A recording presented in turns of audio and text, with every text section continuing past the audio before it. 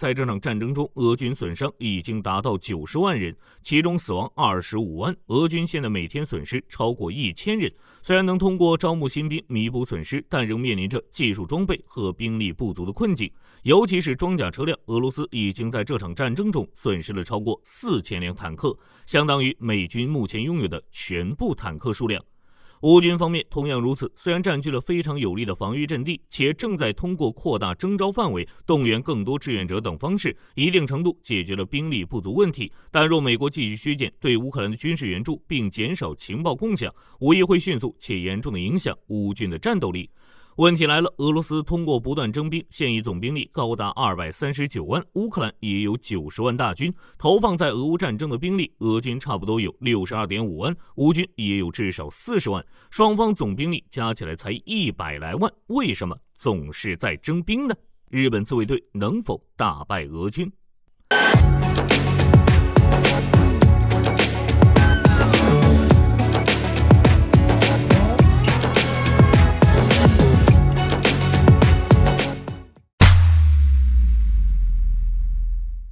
首先，大家要明白，兵力问题关乎一个国家军队的结构，总兵力是总兵力，战斗部队是战斗部队。在一个国家军事机器中，能够直接投入一线作战的部队，通常只占总兵力的20%到30%，后勤人员占比最大能达到70%到80%。当然，具体比例每个国家都有所不同。不过，战争打的就是后勤这句话一点儿也没错。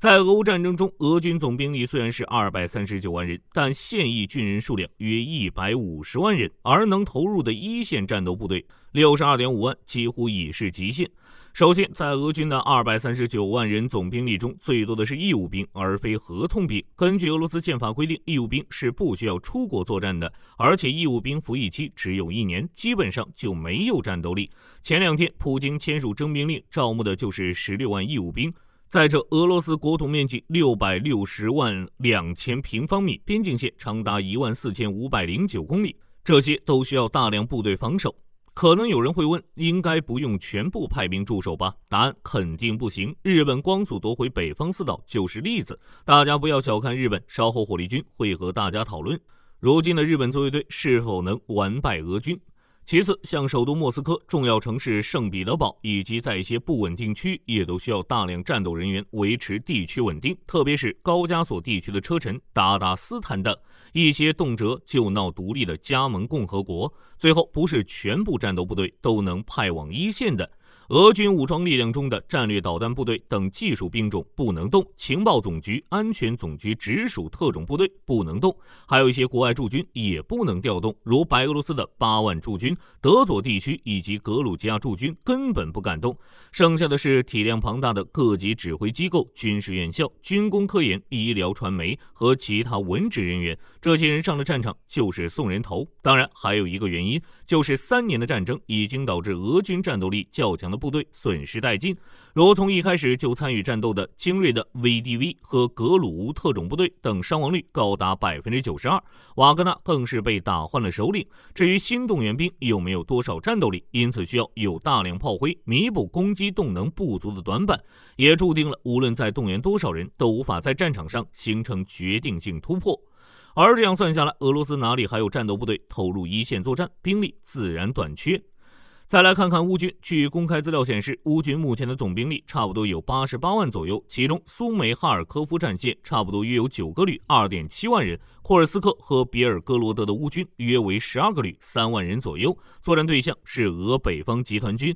其中包括俄第6集团军、第11和第14军以及波罗的海舰队所辖步兵。霍皮扬斯克至莱曼一线，乌军集结了约20个旅7万人左右，所面对的是俄军近卫第1坦克集团军、第20集团军、第6集团军、新编第25集团军以及大部分的 VDV 部队，差不多10万人。顿涅茨克方向，西维尔斯克、恰索夫亚尔托利斯克、红军村、库拉霍沃、大诺沃西卡尔战线，乌军约有59个旅19万人左右，对着俄军约37万人，其中包括俄第8集团军、顿涅茨克第1军、卢甘斯克第2军、志愿者第3军、独立空降军第2集团军、第41集团军、近卫坦克90师以及一些地方杂牌部队。南部地区扎波罗热方向乌军有10个旅，约3万人左右，兵力有些少，对峙俄军的东部集群，包括第5、29、35、36集团军、第68军以及太平洋舰队所辖步兵。赫尔松、奥德萨、尼古拉耶夫一线乌军共有21个旅，7万人左右，对峙俄军第聂伯罗集群，包括第49、58集团军、新编第18集团军、黑海舰队所辖步兵以及克里米亚俄军地面部队。要知道，俄军第58集团军是世界上最大的集团军，满编 8.5 万人。这一个集团军在2008年就击败了格鲁吉亚。乌军西部军区含乌白边境差不多有12万人左右，对峙白俄境内的俄白联军 12.5 万人，其中俄军8万，白军 4.5 万人。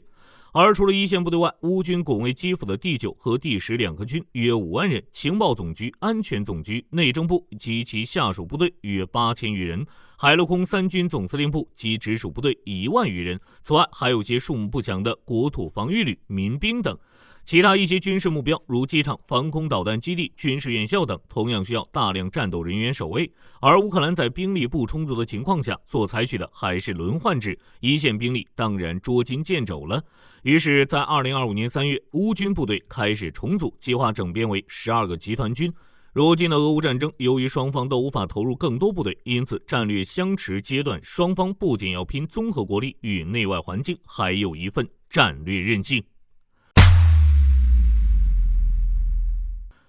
说起这个话题，大家或许会感到不可思议，但火力军却要告诉大家，日本自卫队虽然只是一支仅有自卫性质的武装力量，但其实力之强，足以击败世界上大多数国家，甚至有可能击败俄乌战争后的俄军。首先像前面说的一样，战争打的是后勤，而后勤又跟一个国家的经济和科技挂钩，那日本的经济弱吗？不弱，反而很强。日本 GDP 曾长期排名世界第2，哪怕如今依旧名列世界第4，但若加上海外 GDP， 日本的经济总量能排在第3名。日本是世界海外 GDP 最多的国家，总量已超过本土。科技方面，日本被誉为科技王国，有30名诺奖获得者，其在数控机床、半导体、动漫、小行星探测等多个领域领跑世界。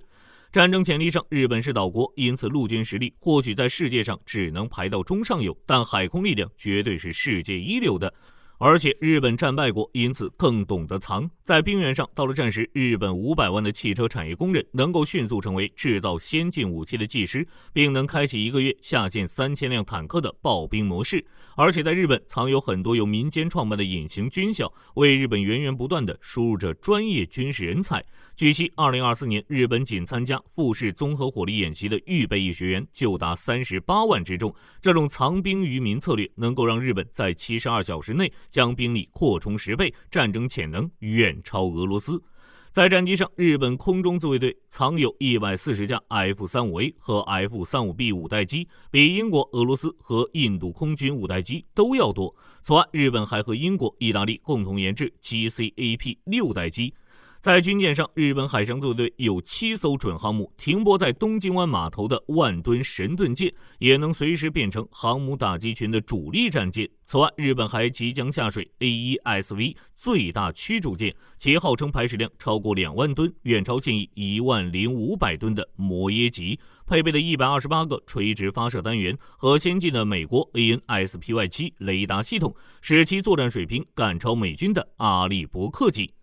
在潜艇上，日本的苍龙级潜艇与德国214潜艇、法国鱿鱼级潜艇被称为世界性能最先进的常规潜艇，装上自己生产的小核反应堆就是核潜艇。截至2025年1月1日，日本海上自卫队拥有176艘水面作战潜艇，稳居世界第3位。而且日本这些战舰都是科技含量高且下水不久的新军舰，远非俄罗斯那些老古董可比。